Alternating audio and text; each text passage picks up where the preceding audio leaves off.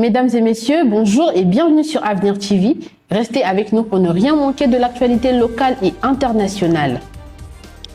Le Parti communiste chinois, PCC, a exprimé ses chaleureuses félicitations au secrétaire général du Parti congolais du travail, Pierre Moussa, pour son renouvellement à la tête de cette formation politique.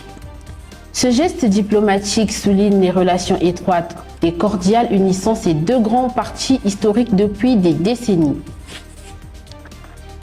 Les autorités congolaises ont rappelé à l'ordre en urgence la société Faki Congo pour non-respect des tarifs fixés pour le gaz butane. L'entreprise avait procédé seule à une hausse des prix au début du mois de janvier, portant le coût de la bonbonne de 12,5 kg de 6 400 à 7 500. Séance tendue à Brazzaville, présidée par Richard Ngola, directeur de l'aval pétrolier.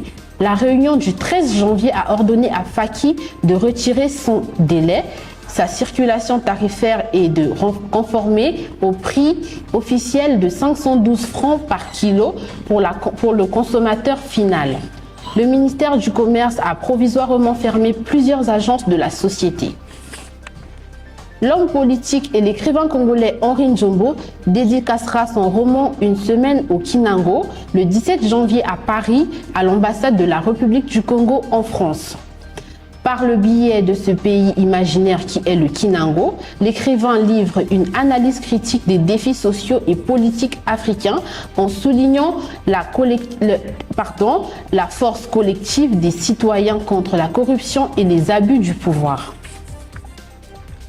9 marins pêcheurs ont été kidnappés ce mercredi lors d'une assaut armée visant un chalutier au large de Libreville. Cet événement s'est déroulé aux eaux gabonaises, près des zones côtières exposées aux actes de piraterie dans le golfe de Guinée. Les Lions de la Teranga du Sénégal ont composté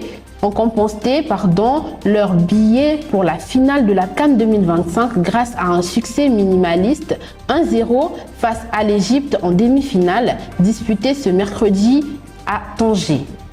L'expérimenté Sadio Mané a délivré son équipe d'un coup de génie à la 78e minute, ouvrant la voie à un duel équipe contre le Maroc, le pays hôte, et qui a gagné son ticket face au Nigeria au tir au but après un match nul de 0 but partout.